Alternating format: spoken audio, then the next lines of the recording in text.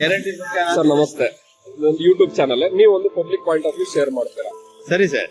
ಇವಾಗ ಸರ್ಕಾರ ಏನ್ ಗ್ಯಾರಂಟಿ ಇದೆ, ಯಾರು ಗ್ಯಾರಂಟಿನ ಕೇಳ್ಕೊಂಡು ಹೋಗಿರ್ಲಿಲ್ಲ ಅವ್ರನ್ನ. ಇದು ಕೊಟ್ಟಿರೋದು ಸರ್ಕಾರ ಜನಗಳನ್ನ ತಪ್ಪದಾರಿಗೆಳೆಯೋ ಒಂದು ಉದ್ದೇಶ. ತಪ್ಪದಾರಿ ಅಂದ್ರೆ ಅದು ಯಾವ ತರ? ತಪ್ಪದಾರಿ ಅಂತಂದ್ರೆ ದುಡಿಯೋದನ್ನ ನಿಲ್ಲಿಸ್ತಾ ಇದಾರೆ. ದುಡಿಯೋದ್ ನಿಲ್ಲಿಸ್ಬಿಟ್ರು, ಯಾರು ದುಡಿಮೆ ಮಾಡಲ್ಲ. ಸರ್ಕಾರ ಕೊಡುತ್ತೆ, ತಿಂದ್ರಾಯ್ತು ಉಂಡ್ರಾಯ್ತು, ಈ ರೀತಿ ಸೋಂಬೇರಿತನನ ಜನಗಳಲ್ಲಿ ಬೆಳೆಸ್ತಾ ಇದಾರೆ. ಜೊತೆಗೆ ಈ ಸೇರ್ ಏನು ಹೇಳಿದ್ರಿ, ಈ ಏನು ಅಧಿಕಾರ ಹಸ್ತಾಂತರ ಏನಿದೆ, ಅವರ ಸಂಘ ಇದರಲ್ಲಿ ಏನು ಪಕ್ಷದಲ್ಲಿ ಏನ್ ಮಾಡ್ಕೊಂಡಿರ್ತಾರೆ ಅದರಂತೆ ಕೊಟ್ರೆ ಒಳ್ಳೇದು. ಜೊತೆಗೆ ಸಿದ್ದರಾಮಯ್ಯ ಒಬ್ಬರೇ ಮಾಡ್ಬೇಕು ಅಂತಿಲ್ಲ, ಡಿ ಕೆ ಶಿವಕುಮಾರ್ ಕೊಟ್ಟು ಆ ಪಕ್ಷದಲ್ಲಿ ಉಳಿಸ್ಕೊಟ್ರೆ ಬೆಸ್ಟ್ ಅಂತ ನನ್ನ ಅಭಿಪ್ರಾಯ.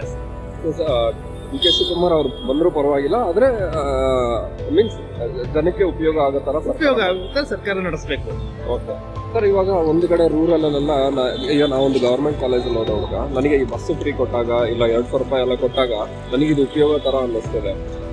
ಓಡಾಡೋ ಖರ್ಚು ವ್ಯವಸ್ಥೆ ಕಡಿಮೆ ಆಗುತ್ತೆ, ಮತ್ತೆ ಅಕ್ಕಿ ಎಲ್ಲ ಇರೋದ್ರಿಂದ ರೇಷನ್ ಇದೆಲ್ಲ ನೋಡುವಾಗ ಅದೇ ಸ್ಟೂಡೆಂಟ್ಗೆ ಫ್ರೀ ಕೊಡಬೇಕಾಯ್ತು, ಹಿರಿಯ ನಾಗರಿಕರಿಗೆ ಫ್ರೀ ಕೊಡಬೇಕಾಗಿತ್ತು. ಇಲ್ಲಿ ಕೊಟ್ಟಿರೋದು ಎಲ್ಲಾ ಲೇಡೀಸ್ಗೆ ಕೊಟ್ಟಿರೋದು ಅದು ಸರಿ ಇಲ್ಲ ಸರ್. ಎಲ್ಲರಿಗೂ ಕೊಡಬಾರ್ದಾಗಿತ್ತು. ಓಕೆ, ಹಲವಾರು ಜನ ಬಂದ್ಬಿಟ್ಟು ಏಜ್ ಪ್ರಕಾರ ಕೊಡಬಹುದು ಅಂತ ಹೇಳೋದು. 60+ ಈಗ ಏನು ಹಿರಿಯ ನಾಗರಿಕರು ಅಂತ ಏನ್ ಹೇಳ್ತಾ ಇದಾರೆ, ಅವ್ರು ಕೊಡ್ಬೇಕಾಗಿತ್ತು. Students ಕೊಡ್ಬೇಕಾಗಿತ್ತು important. ಜೊತೆಗೆ ಎಜುಕೇಶನ್ಗೆ ಒತ್ತು ಕೊಡ್ಬೇಕಾಗಿತ್ತು ಜಾಸ್ತಿ. ಆಗ ನೋಡೋದಾದ್ರೆ ಎಲ್ಲರೂ ನಾನು ಓದ್ತಾ ಇದ್ದೀನಿ ಅಂತ ಕಾರ್ಡ್ ಎಲ್ಲ ತೋರಿಸಿ ತಗೋತಾರೆ. ಅವಾಗ ಗವರ್ಮೆಂಟ್ ನಾನು ಹೋಗ್ತಾ ಇದ್ದೀನಿ ಅಂತ ಈಗ ಸ್ಕೂಲ್ ಸಂಸ್ಥೆಗಳಿಂದ ID ಕಾರ್ಡ್ ವಿತರಣೆ ಮಾಡಿರ್ತಾರೆ. ಸ್ಕೂಲ್ ಕಡೆಯಿಂದ ಕೊಟ್ಟಾಗ ಅದು ಇದಾಗಲ್ಲ, ಲ್ಯಾಪ್ಸ್ ಆಗಲ್ಲ, ಸ್ಟೂಡೆಂಟ್ಸೇ ಉಪಯೋಗಿಸ್ತಾರೆ. ಹೀಗೆ ಸೊ ಇವಾಗ ಬಂದ್ರೆ ಅವರು ಏನೇನ್ ಬದಲಾವಣೆಗಳು ಕೊಡ್ಬೇಕು ಇವಾಗ ಇಫ್ ಇನ್ ಕೇಸ್ ಗ್ಯಾರಂಟಿ ಸರ್ಕಾರ ಅವ್ರು ಬಂದಾಗ ಏನೇನ್ ಬದಲಾವಣೆಗಳು ತರಬೇಕಾಗಿರುತ್ತೆ ಅಂತ? ಈ ಗ್ಯಾರಂಟಿಗಳನ್ನ ನಿಲ್ಲಿಸಬೇಕು ಸರ್. ಓಕೆ, ಜನಗಳು ಉದ್ಧಾರ ಆಗ್ಬೇಕಾದ್ರೆ ಗ್ಯಾರಂಟಿಗಳನ್ನ ನಿಲ್ಲಿಸಬೇಕು.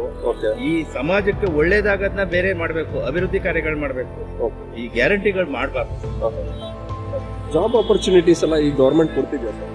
ಯಾವ್ದು ಸರ್? ಜಾಬ್ ಆಪರ್ಚುನಿಟೀಸ್ ಅಂತ ಇದೆಯಲ್ಲ, ಸೊ ಈ ಆಪರ್ಚುನಿಟೀಸ್ ಗೆ ಗವರ್ಮೆಂಟ್ ಬಂದ್ಬಿಟ್ಟು ಒಂದು ಸ್ಟೆಪ್ ಇಟ್ಟು ಮುಂದೆ ದಾರಿ ತೋರಿಸ್ತಾರೋ ಇಲ್ಲ ಅಂದ್ರೆ ಅವ್ರ ನೇಮಕಾತಿ ಮಾಡ್ಕೊಳ್ತಾ ಇರೋದು ನಾವು ನೋಡೇ ಇಲ್ಲ ಸರ್, ಇನ್ನು ಕೇಳೇ ಇಲ್ಲ.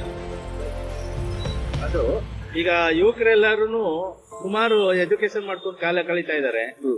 ಅವ್ರನ್ನ ಈ ಏನು ಯುವ ನಿಧಿ ಕೊಡ್ತೀನಿ ಅಂತ ಹೇಳ್ತಾ ಇದಾರೆ, ಆ ಯುವ ನಿಧಿ ಕೊಟ್ಟು ಅವ್ರನ್ನ ಹಾಳು ಮಾಡ್ತಾ ಇದಾರೆ. ಆದ್ರೆ ಎಲ್ಲಾರ್ಗು ದಕ್ತಾ ಇಲ್ಲ. ಅವ್ರ ಹಿಂಬಾಲಕರು ಯಾರಿರ್ತಾರೆ ಅವರು ಸಿಗ್ತಾ ಇರ್ತದೆ, ಎಲ್ಲಾರ್ಗು ಸಿಗ್ತಾ ಇರೋದಿಲ್ಲ. ಆ ಯುವ ನಿಧಿನೇ ಆಗ್ಲಿ ಇನ್ನೊಂದೇ ಆಗ್ಲಿ ಗ್ಯಾರಂಟಿಗಳನ್ನ ನಿಲ್ಸಿ ಎಲ್ಲದಕ್ಕೂ ಒತ್ತು ಕೊಟ್ರೆ ಬೆಸ್ಟ್. ಸಾಮೂಹಿಕವಾಗಿ ಅಭಿವೃದ್ಧಿ ಕಡೆ ಗಮನ ಕೊಡಬೇಕು ಅಂತ ನನ್ನ ಭಾವನೆ. ಸೊ ಇದೇ ಗವರ್ಮೆಂಟ್ ನಮಗೆ ಬಿಜೆಪಿ ಸರ್ಕಾರ ಬಂತು ಅಂದ್ರೆ ಜಾಬ್ ಆಪರ್ಚುನಿಟೀಸ್ ಜಾಸ್ತಿ ಆಗ್ಬೋದು ಅನ್ನಿಸ್ತದೆ. ಅದ್ರ ಬಗ್ಗೆ ಐಡಿಯಾ ಇಲ್ಲ. ನೆಕ್ಸ್ಟ್ ಎಲೆಕ್ಷನ್ ಬಂದಾಗ ನಿಮ್ಮ ಒಂದು ಪಾಯಿಂಟ್ ಆಫ್ ವ್ಯೂ ಇಂದ ಇವ್ರ ನಿಂತ್ರೆ ಸ್ವಲ್ಪ ಚೇಂಜಸ್ ಬರುತ್ತೆ ಅಂತ ಇದ್ರೆ ಯಾವ ಐಡಿಯಾ? ಅಲ್ಲ, ಅದು ಪಕ್ಷದ ಬಗ್ಗೆ ನಾನು ಮಾತಾಡಲ್ಲ. ಅವರವರ ಅಭಿರುಚಿ, ಮತದಾರರ ಅಭಿರುಚಿ ಏನಿರ್ತದ.